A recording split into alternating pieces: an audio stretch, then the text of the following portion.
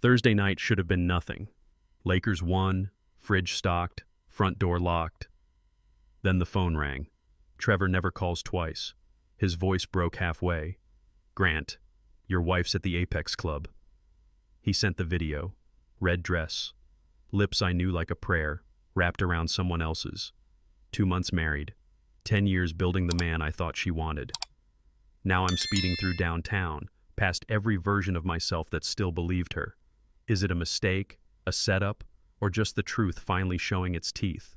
The club is glowing ahead, and inside, my wife, my Sienna, might look me in the eye and lie again. Or worse, not lie at all.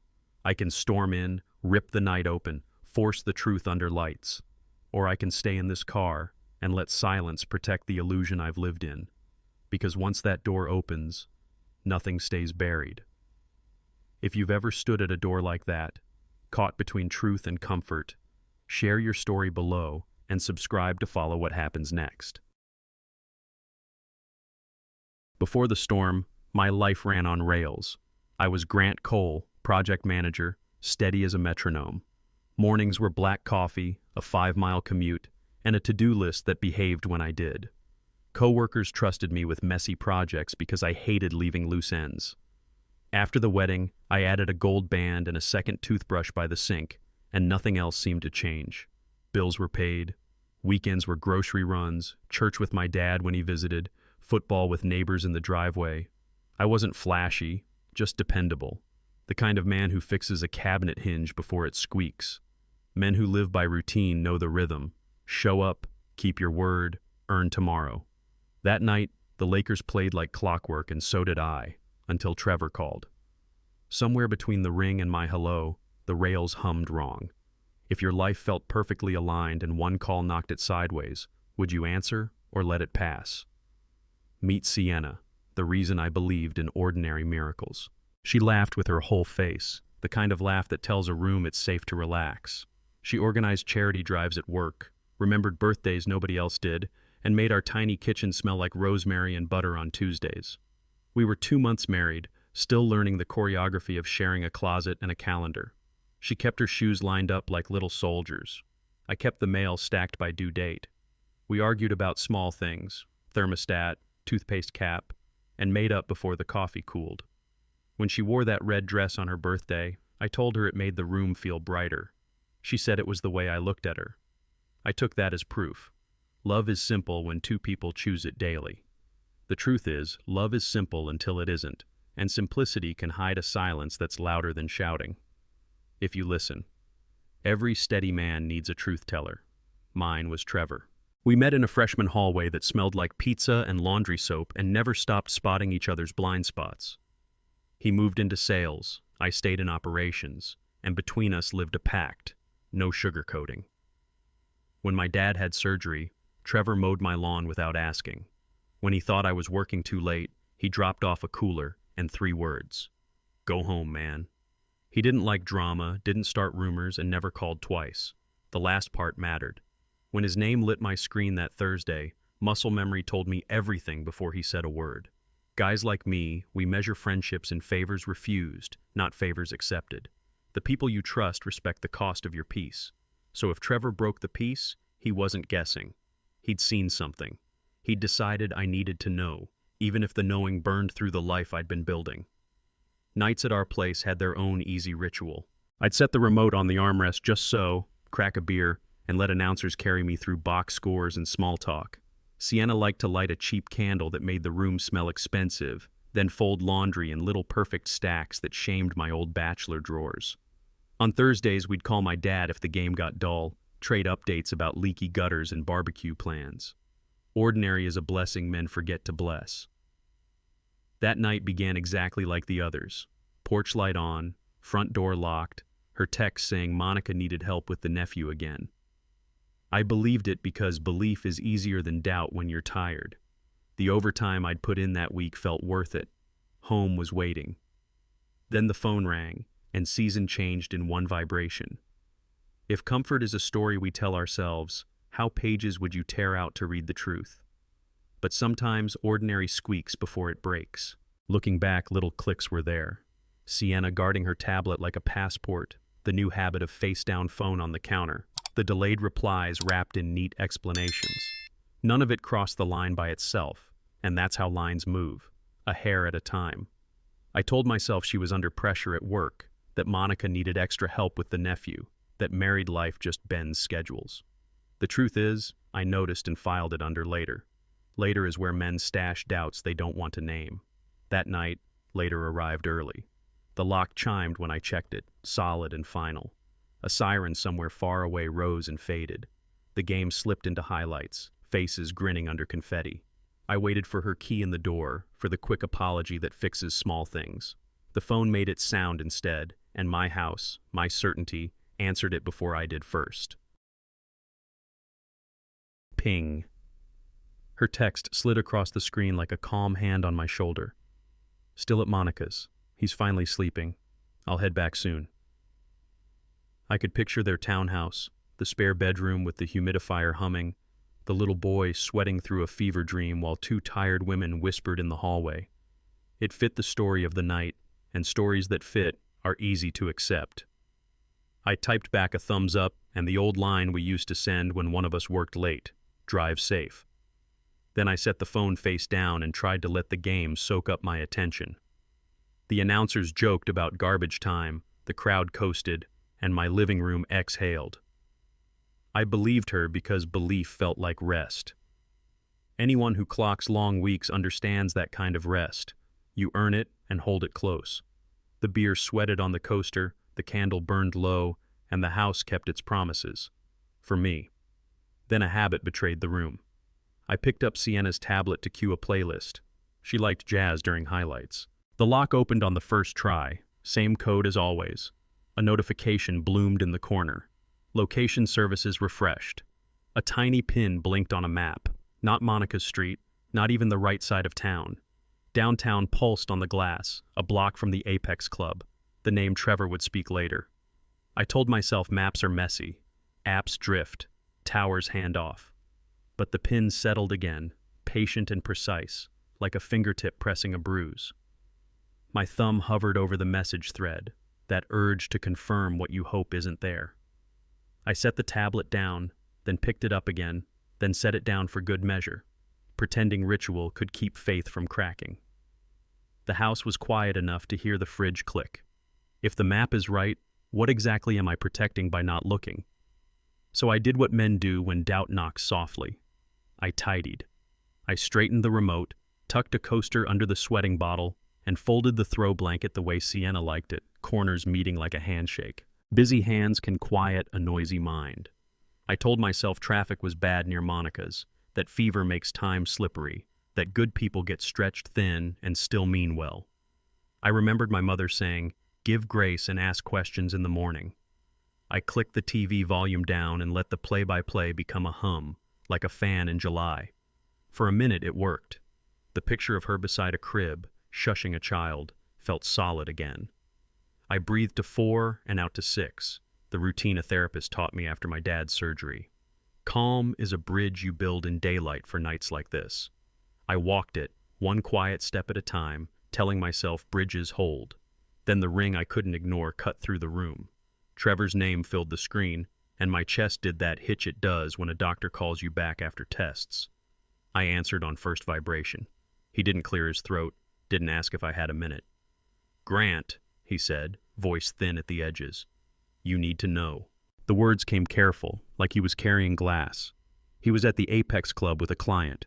He'd seen a woman in a red dress, laughing the way Sienna laughs when she forgets she's being watched. He waited to be sure. He sent the video before I asked. In the still frame, a profile I would know in smoke or rain leaned into a man I had never seen. My house went quiet enough to hear my heartbeat in the vent. Trevor kept talking, but it moved far away. In that distance, something hard locked into place. Act. Now. I stood up. My body moved before my mind caught up. Keys, wallet, phone, rituals of leaving clicked into place. I forwarded the video to my email, to a cloud I pay for and rarely think about, because proof matters when the heart goes to court. I locked the front door, checked it once, checked it again, then headed for the car. The night air had that Cleveland bite, the kind that wakes you without asking permission. Streetlights stretched the road thin and straight. I spoke out loud so I wouldn't start shouting, "Drive, don't chase, see, don't spin." The engine turned, the map lit, and downtown rose like a promise and a threat. In the windshield, I saw every version of myself that took vows and paid bills and believed the best on purpose.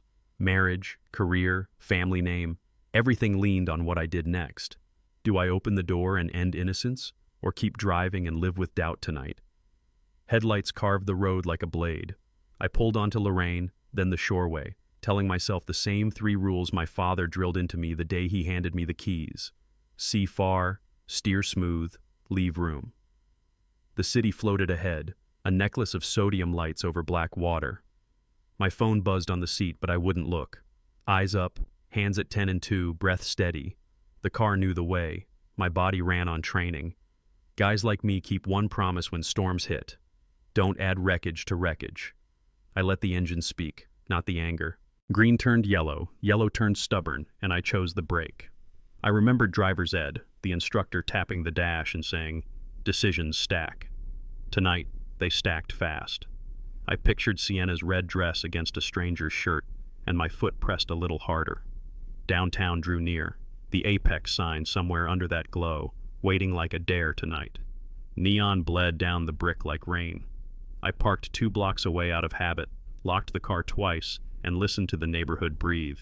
Bass from the club, laughter in quick bursts, a siren fading toward the lake. The Apex threw light onto the sidewalk, painting passing faces blue, then purple. Couples drifted in holding hands that looked lighter than mine felt. A bouncer checked IDs without looking bored. I caught my reflection in the glass, tie crooked, jaw set, a man trying to look like a plan. Trevor waited by the awning, phone in his palm, eyes that said he wished he were wrong. We kept it formal. Men like us don't make scenes in doorways. He nodded once and started to speak, then stopped, then handed me the screen. The clip was paused to the second before impact. A red dress in frame, my last minute. If I press play and go inside, what version of me walks out? Impact arrived in silence. I tapped the triangle, and motion filled the glass. Sienna slid into view from the left, the red dress doing what red does. She smiled without checking the room, that smile I used to take as a homecoming. The man beside her, later I'd learn his name, but in that moment he was absence wearing a face, leaned close, a hand settling at her waist like it had done it before. My thumb trembled. The frame wobbled. Trevor steadied it with both hands. He whispered, "I'm sorry." And I believed him. The song in the background was one of those throwbacks DJs play to make everyone 25 again. They were not 25, neither was I. They looked like 2 people who had practiced wanting each other. I watched longer than I should have, hoping for a flinch, a pullback, a ring glinting up like a flare. All I saw was certainty moving closer, and my life moving back. The kiss didn't rush. It arrived like a decision made. She tilted her chin the way I knew from our kitchen when music spilled from the radio and we forgot about timers. His hand climbed an inch, then stopped, claiming ground without drama. Their eyes closed in agreement. Around them, people cheered some other moment. The beat drop, a friend's joke, a goal in a different life. I studied for doubt and found choreography instead. You can tell the difference. Accident flinches. Intention breathes. The lens caught the small things. A thumb tracing fabric, her shoulders relaxing, the after smile that says this wasn't the first or the last. I felt my grip change, not on the phone, but on the story I'd been carrying. In the glass, I watched my face compress into a stranger's. Somewhere behind us, the bouncer told a joke and someone laughed. I stayed stone still. The video ended without ceremony, the way a door shuts when the lock learns. Action beats anger when walls listen. I handed the phone back to Trevor, thanked him the way men do, short nod, stare, and stepped toward the door. The bouncer glanced at my ID, then at my face, like he'd seen this look before. Inside, the music had a spine. Lights pulsed in waves, the kind that make people feel braver than they are. I let the room come into focus. Bar to the left, dance floor ahead, rail around the edge. I spotted the red first, then Sienna inside it, then the man whose name I did not need yet. They were closer than the camera made them, closer than vows allow. I could cut a scene there, raise my voice, name the lie, make an audience. Or I could ask for a quiet corner and give us both a record of grace. One path defends dignity, the other collects applause. Which cost am I willing to pay to get truth tonight? Shock doesn't shout, it hushes the room. I saw them and my body went quiet, like a fuse pulled from a live wire. Red dress, hand at her waist, the private smile I used to earn given away wholesale. The DJ dropped a chorus people half remember from college. My memory dropped me. I tried to move and found my feet nailed to the floor. Guys who talk big about the clutch joke about freezing. But the truth is, your muscles honor your heart. When it stalls, you stall. I counted 3 breaths the way my therapist taught me after Dad's surgery. Anchor, assess, act. The anchor held. The assessment hurt. The act arrived as a step forward that felt like a mile. I came close enough to smell her perfume, the one we picked out on a Sunday errand between light bulbs and dog food. Her laughter died mid-note. The space between us turned into a courtroom nobody asked to enter tonight. Names can cut deeper than knives. She turned, eyes wide, and said my name like a plea she thought might rewind tape. Grant. I kept my hands at my sides because I've learned hands tell stories mouths can't fix. Up close, she looked like the woman I married and nothing like her at all. The music thumped.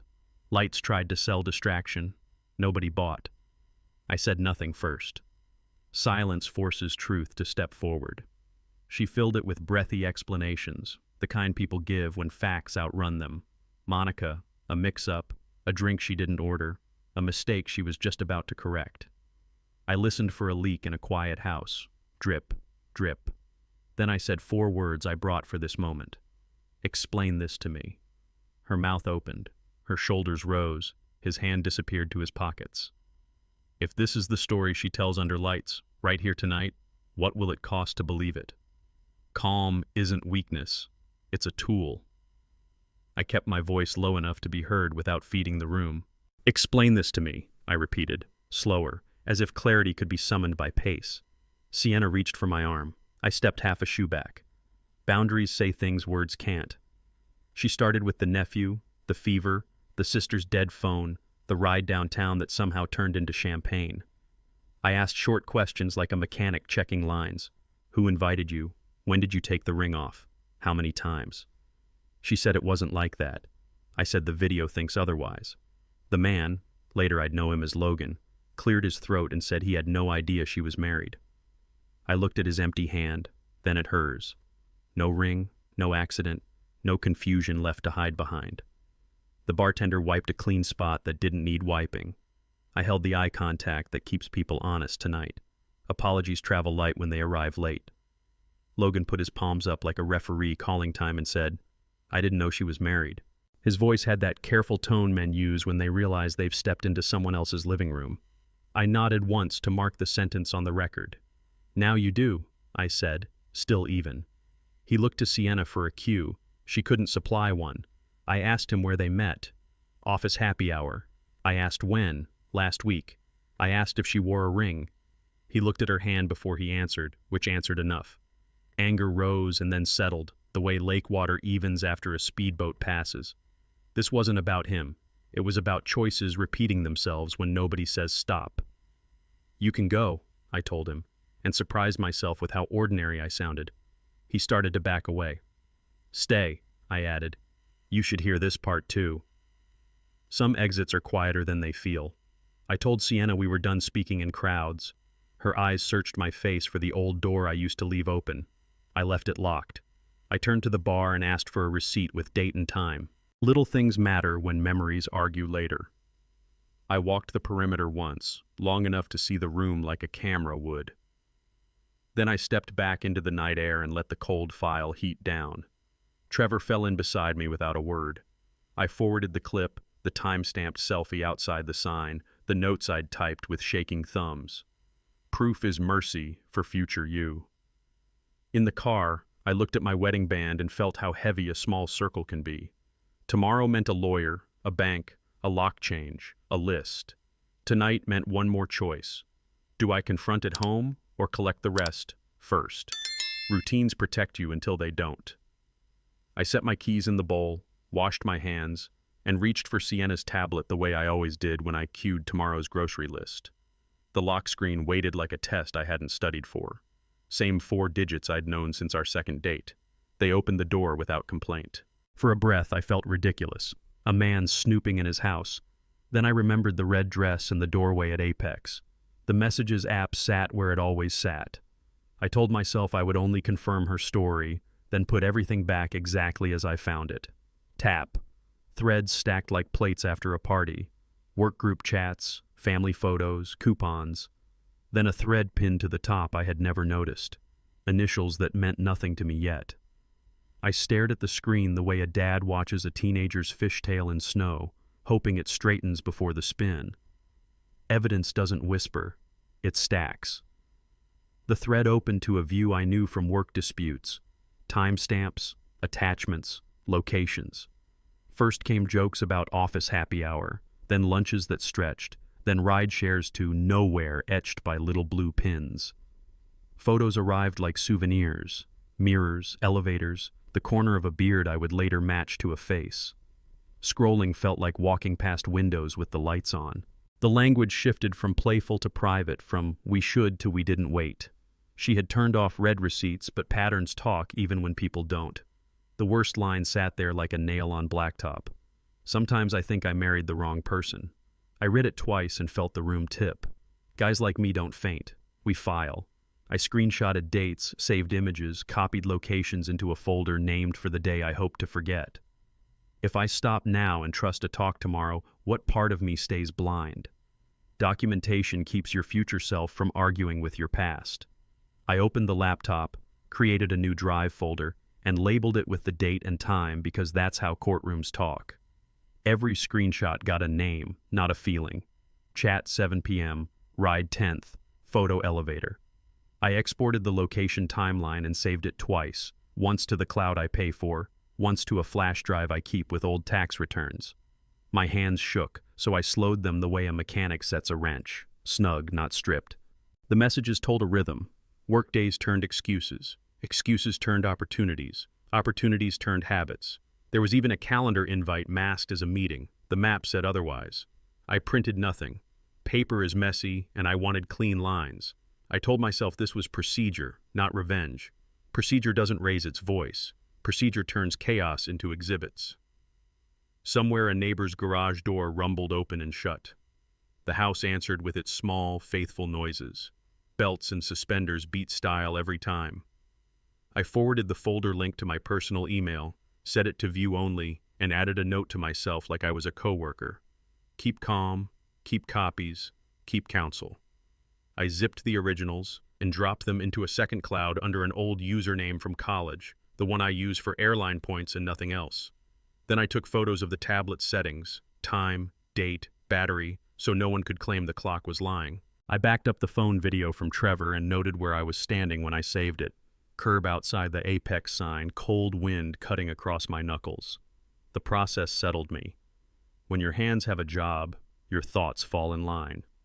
I cleaned the browser history and set the tablet down exactly how I'd found it, like placing a book back on a nightstand. The house looked ordinary again, which made the evidence feel louder. Night has a way of telling the truth slow. The clock crept to a place people sleep through, that thin stretch when even the furnace seems to hold its breath. I poured water, not whiskey. I wanted a morning I could trust. At the table, I listed what came next. Call a lawyer, freeze the card, move funds, change the locks, pack her things without malice, keep receipts. I wrote it twice, once as tasks, once as a promise to the man I'd be tomorrow. I slid my ring along the tabletop and watched it wobble to stillness. I thought about vows and value, about how men my age measure love by the weight it asks them to carry.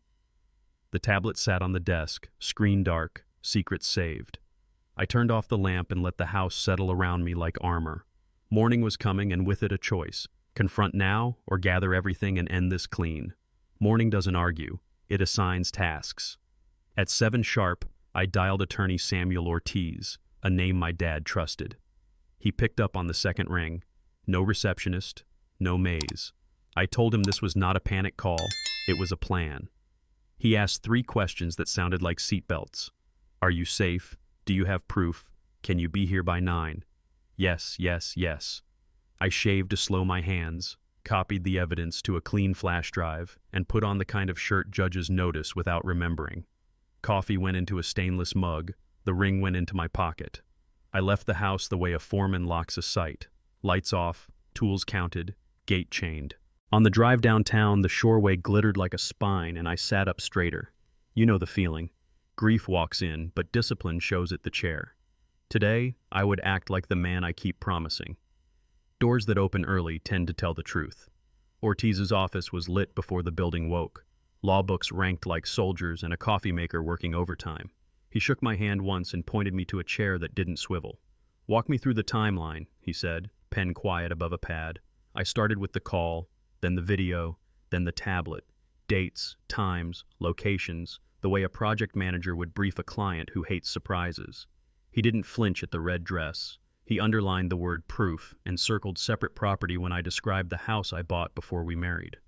He asked where the files lived. I said cloud and flash. He nodded. We'll keep originals closed, copies open. He spoke like a contractor bidding a difficult job, calm, specific, realistic. Then he slid the pad to me. Anything I'm missing? My thumb hovered over the ring in my pocket. What counts as missing? Advice lands differently when it's built on facts. Ortiz tapped the pad and said the words I needed and didn't want. You've got a solid case. He explained it like a coach at halftime. Ohio law, separate property, short marriage, clear evidence of adultery. No children, no shared real estate, limited joint debt. He laid out lanes. File today, serve promptly, keep communication minimal and documented. Close the joint card before lunch, he added, and move your paycheck to a new account you control. He warned me not to weaponize texts, not to taunt, not to post. Dignity isn't strategy, it's insurance. If she contacts you, keep replies brief. I've retained counsel. Please direct communication to my attorney. He paused and looked at my face the way doctors do when they deliver news you read on the chart. You're steady, he said. Stay that way. Court's notice. I nodded and felt something move from pain to plan, from noise to steps. Errands after impact feel like drills you practiced for a fire you hoped would never come. I left Ortiz's office with a folder and a list. First stop, the bank. I closed the joint card, set spending alerts to 0, and moved my direct deposit to a new account in my name. The manager, a dad from my church team, didn't ask for details. He slid forms across the desk like lifelines. Next, I drove home and pulled out suitcases. I folded Sienna's clothes the way she taught me, sleeves in, edges flat, because respect isn't something I want to owe later. Shoes in pairs, toiletries bag zipped, photos wrapped in a towel. I set aside anything that was hers and anything that might be argued, labeled boxes with a marker, and took pictures of each pile. Receipts went into an envelope. I kept my voice off and the radio low. When a life changes, order is a rope you can hold. Paper can weigh more than metal when it names an ending. I met Ortiz at the clerk's counter, signed where he flagged, and watched a stamp land with the authority of a gavel. 2 months from vows to filing, short on calendar, long in miles. He handed me copies and the next steps, service, orders, a hearing date that would show up. Outside, the wind off the lake bit harder, like the city wanted me awake for what comes next. I texted Trevor one line, filed, thank you, and put my phone away. Home. I set Sienna's suitcases by the door and a note on the island. Your belongings are packed. Contact my attorney for pickup. I wish you well. No shouting, no speeches, just a line I'd be proud to reread. I changed the locks, checked the windows, and sat alone in the quiet that follows a hard decision. Do I send HR what I have tonight, or hold one more day? Good news doesn't arrive on a Tuesday like this. Trevor called between meetings, voice steady, and said the sentence that changes a room. Logan got fired. He didn't gloat, he just gave details. HR reviewed the footage, matched timestamps, checked usage logs, and closed his badge before lunch. My first reaction wasn't joy. It was a long exhale I didn't know I was holding. Actions met consequences. I walked to the sink, rinsed a mug, and thought about all the dads and coworkers who've had to clean up after someone else's choices. Trevor said his cousin in HR kept it tight. No gossip, no victory laps, just policy doing what policy says. I thanked him for telling me, and we both let the silence stand. People think justice feels like fireworks. It doesn't. It feels like a file drawer finally shutting, and a room that stops vibrating. Then you look around and realize the mess you still have to sort. Alone. Policy speaks in forms, not feelings. I sent HR a neat package. The video Trevor recorded, the timestamps from the tablet, the location exports, and a brief, factual summary. No insults, no color commentary, just dates and places and who was where. Their reply came fast. They would investigate under the company's relationship and conduct policy, and they thanked me for providing corroboration. I sat at the kitchen table like a man paying bills, checking each attachment twice, then closing the laptop like it might leak. Somewhere a leaf blower droned down the block, and the sound felt appropriate. Cleanup, not celebration. People in age bracket know that organizations move slow until they don't. When policy engages, it finishes the job. I asked for no updates. I needed no report backs. The truth has its own legs. But as the house settled and the clock ticked, a question settled with it. What belongs to me to fix, and what doesn't right now? Consequences rarely arrive alone. They bring cousins. By week's end, word filtered back through friends who still worked with Sienna. No termination, but a transfer to a quieter department, a title trimmed, a bonus pulled back. The promotion she'd been chasing went to someone else, and the project she'd led changed hands before the Monday meeting. I didn't cheer. I made a sandwich, answered 2 emails, and took the trash to the curb. That's how life asks you to absorb big things, between small ones. Mutual friends split down familiar lines, the ones who believe actions and the ones who believe explanations. Invitations dried up. Photos disappeared from feeds. A couple we'd double-dated with texted me, no sides, just sorry. I typed back, no anger, just thanks. Every grown man learns public fallout feels private in the strangest places. The grocery aisle, the gym, the pew. You carry yourself a little straighter and do your errands. That's the work for now. The apology came from the only place it could. Elaine, her mother, called on an afternoon and asked if I had a minute. Mothers choose their words like china. They know what breaks. She said she'd heard enough to be ashamed and not enough to excuse. She didn't ask for details, offered one thing. I'm sorry this happened to you. We talked like people at a hospital waiting room, soft, honest, careful.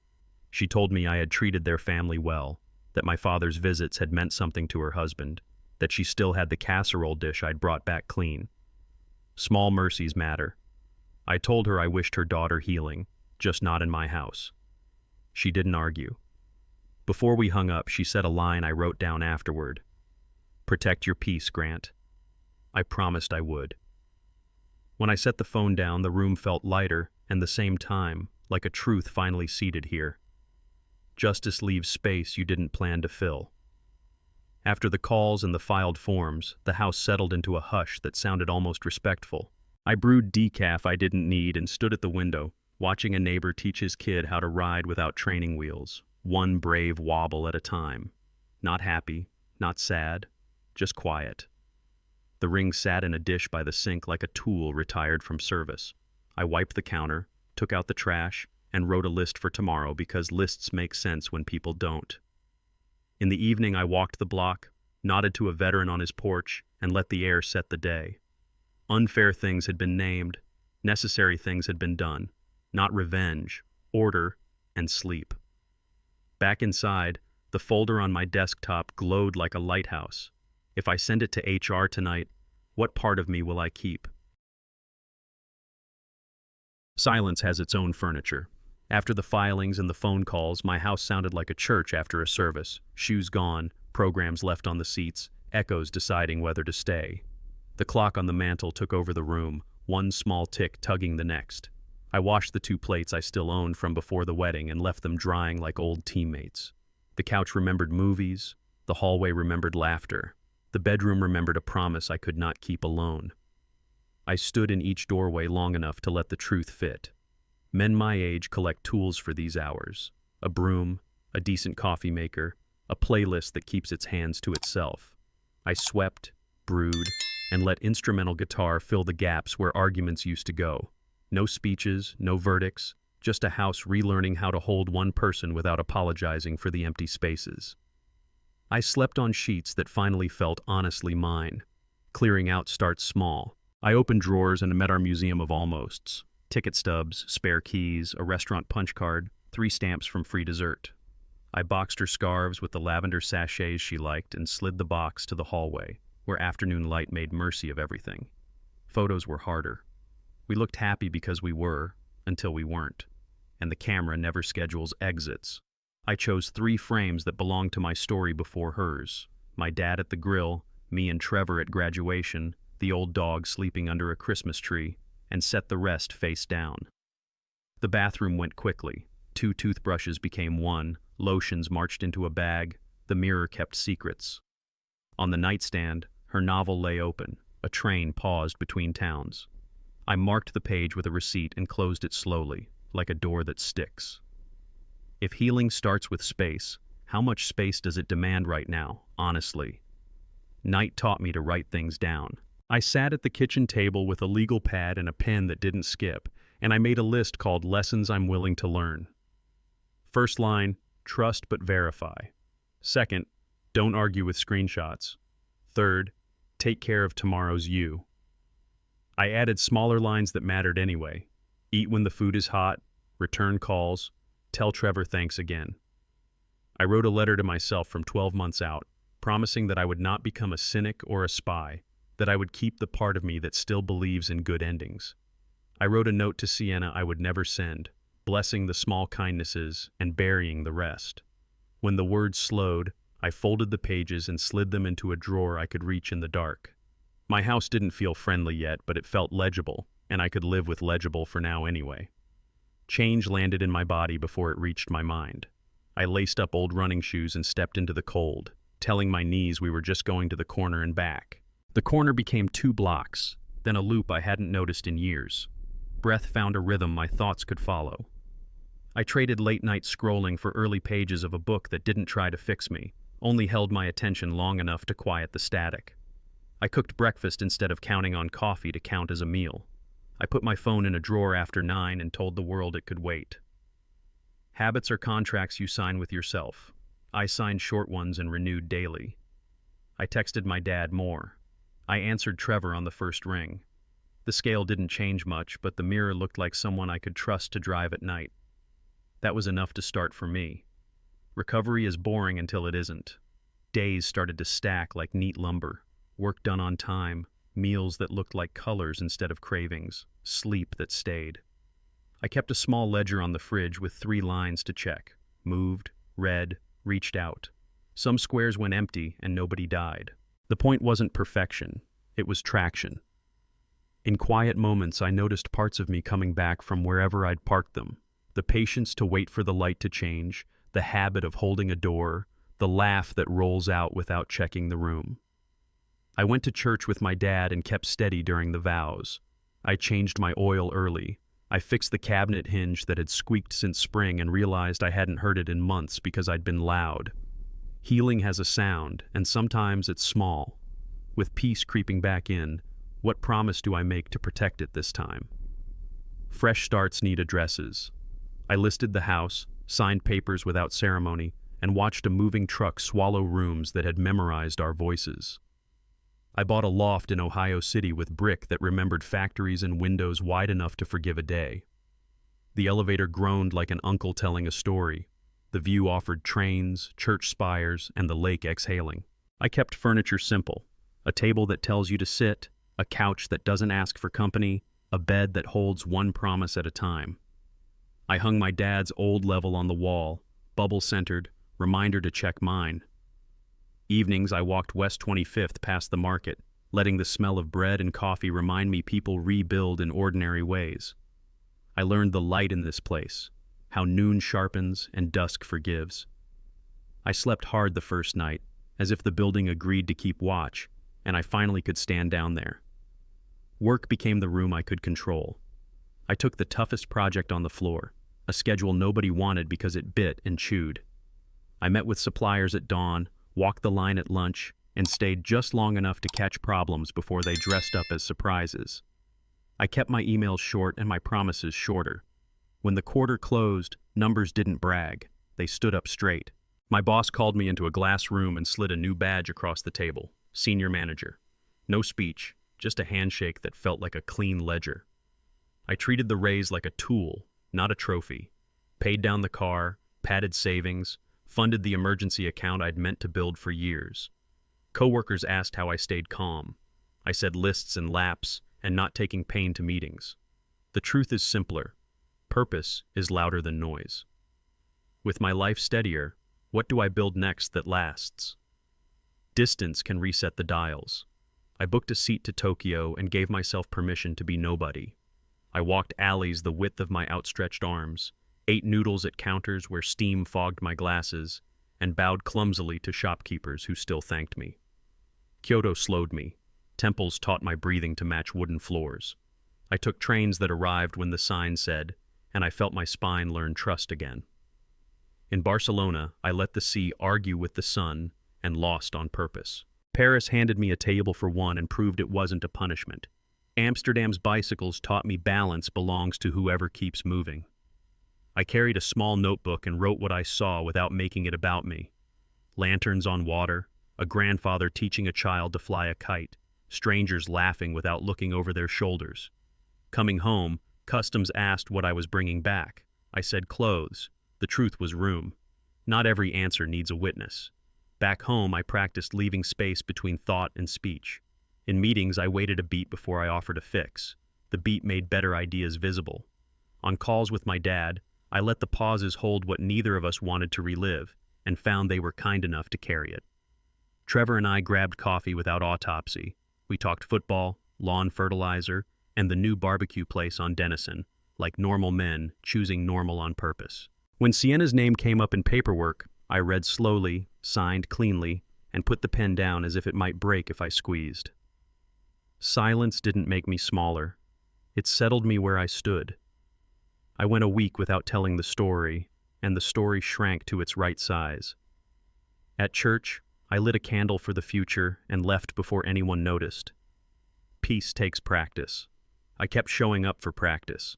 Gratitude arrived looking nothing like forgiveness. I stopped rehearsing her worst moments and started inventorying what the fire spared.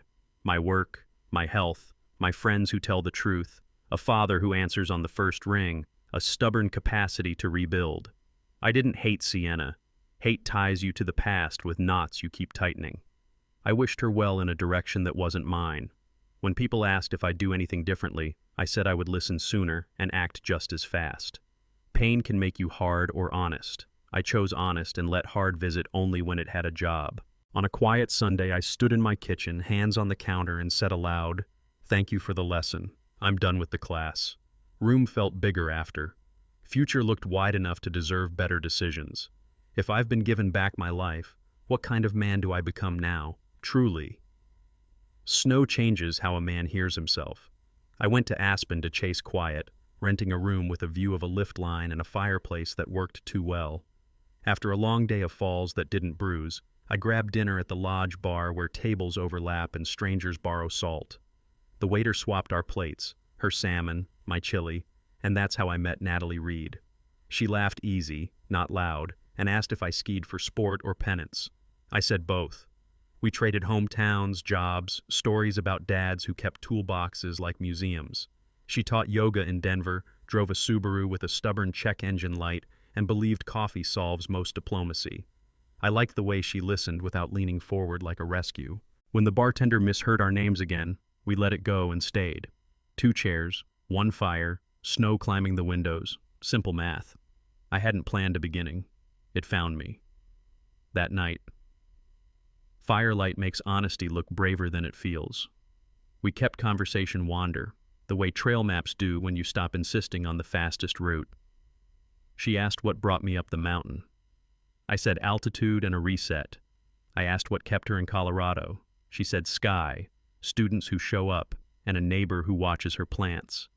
We compared scars from dumb youth and the smarter precautions we take now. Helmets, backup plans, people who call back. Midnight crept without ceremony. The staff stacked chairs politely around us, a hint we chose to ignore. Natalie told a story about teaching a class to breathe through discomfort. One count longer than feels fair, then one more after that. I felt something settle, not romance yet, permission. I could be whole in a room with a stranger and not owe an explanation. In the glow, she asked, "What would you do with a second try?" Truth tastes different when it isn't rushed. On our second day, we skipped the slopes and walked the path behind the lodge, boots squeaking where the snow crusted. I told her the short version first. A call, a club, a video, a lawyer. She didn't tilt her head or fish for villains. She asked what I learned that wasn't about other people. I said I learned to label files instead of feelings, and to act before bitterness writes the script. I told her about my dad's advice: measure twice, cut once, and how it reached my marriage too late to save it. She nodded like a carpenter who recognizes a square corner. Then she went first with her own truth.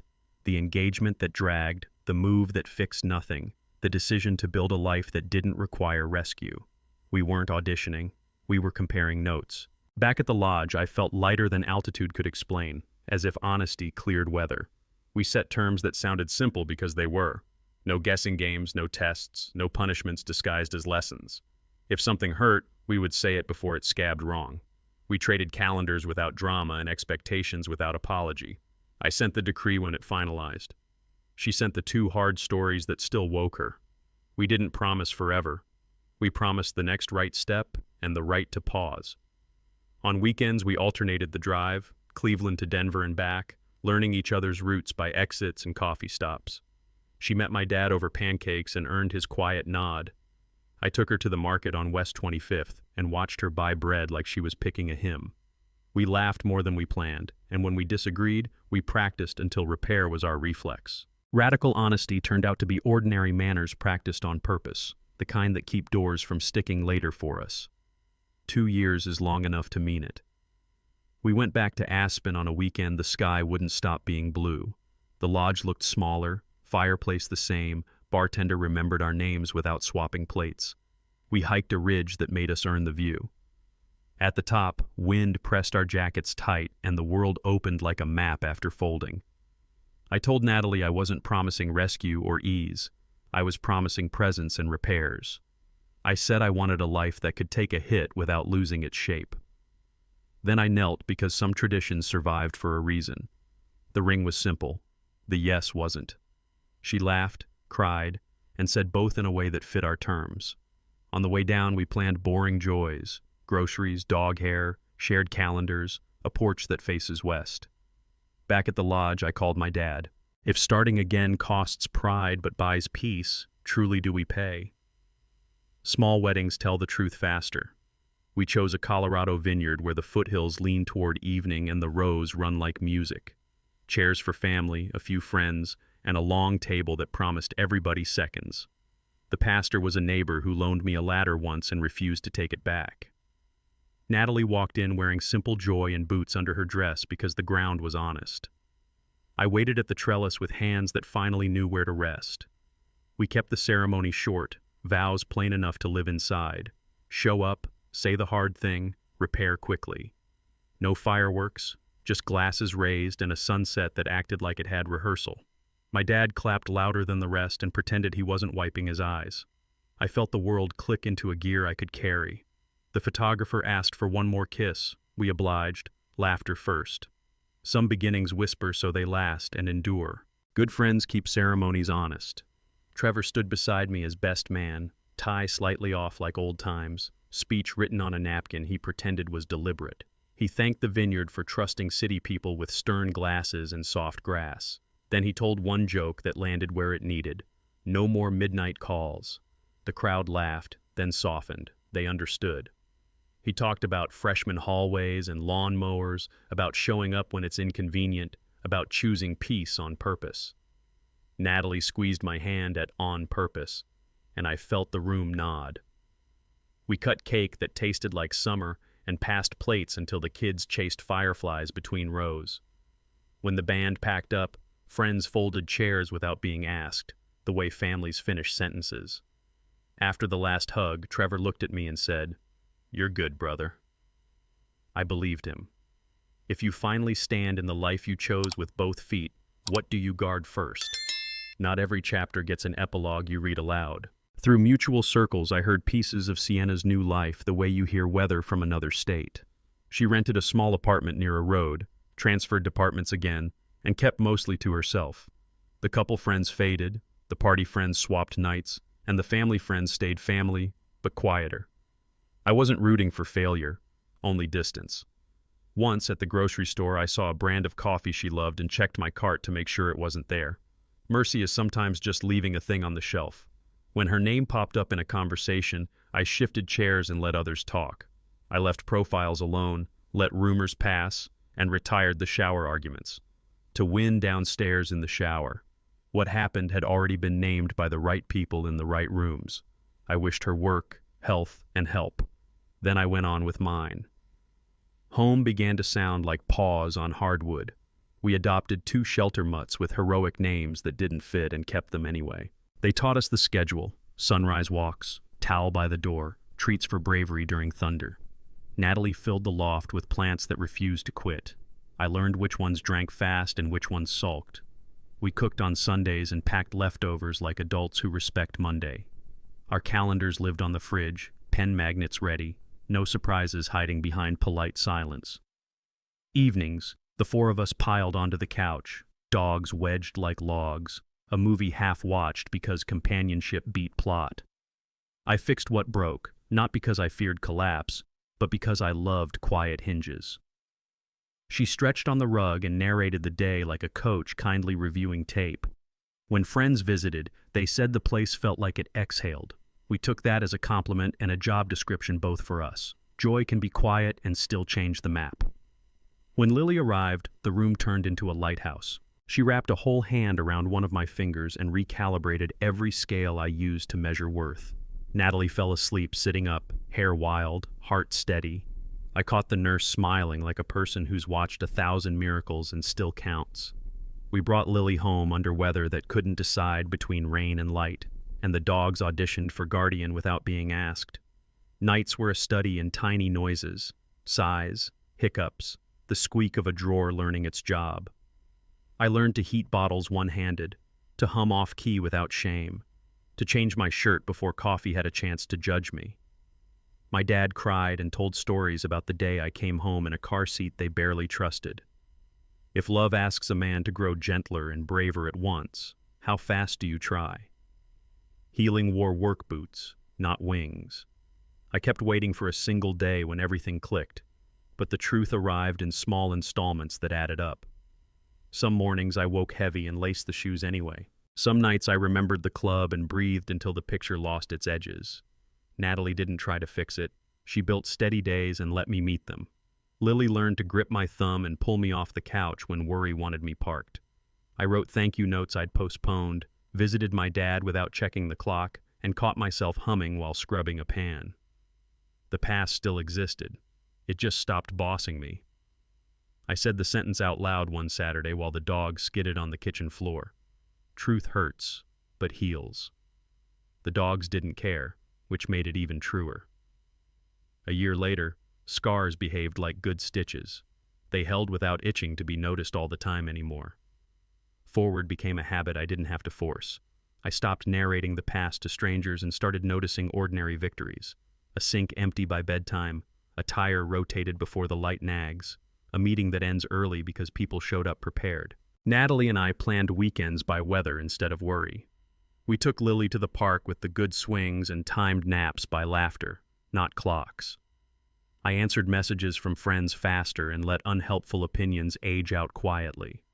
The loft grew scuffed in useful places, which is how homes brag. We visited the vineyard in Colorado on our anniversary and left a handwritten note under a rock near the trellis. Thank you for the view. On the flight home, Lily slept open-mouthed on my chest, and I studied the line of her jaw, the cousin of mine. The future didn't need fireworks, it needed presence, maintenance, and the courage to keep choosing both every day. Forgiveness arrived like a tool I finally knew how to use. I didn't excuse the damage or pretend the repairs were free. I decided to stop carrying the weight that wasn't mine anymore. On a quiet afternoon, I wrote Sienna's name on a slip of paper, folded it twice, and set it under a small river stone we'd collected with Lily. Then I went outside and fixed the gate that had been sticking since winter. Doing one right thing didn't erase the wrong. It made space for the next right thing. I sent no messages, posted no lessons, took no victory laps. Natalie kissed my temple and slid a cup of coffee into my hand like an oath. Lily toddled after the dogs wearing socks that refused to stay put. Peace didn't arrive with trumpets. It found me mid-errand and decided to stay. If letting go buys quiet nights and clear mornings, what exactly am I still holding on to now? Payoff arrives quiet, like a door that swings true after you sand the hinge. If you've come this far with me, you know the lessons written in the grain. True friends tell the hard truth. They call at midnight and stand in the doorway when you need a witness. Act fast. Protect your dignity. Pain compounds when you let it run. Heal before loving again. Repair the frame before you hang new pictures. Living well is the ultimate revenge. Not gloating, just building a life that doesn't need audience. My ring sits in a drawer. My house hums. My people know where they stand. Past has receipts. The future has room. If you're at your own doorway, let courage make the next move. Choose order. Choose peace. Choose work that leaves you proud in daylight. If this story reminded you of your own fight for truth, subscribe, share it with someone who needs courage, and remember, clarity isn't cold, it's freedom.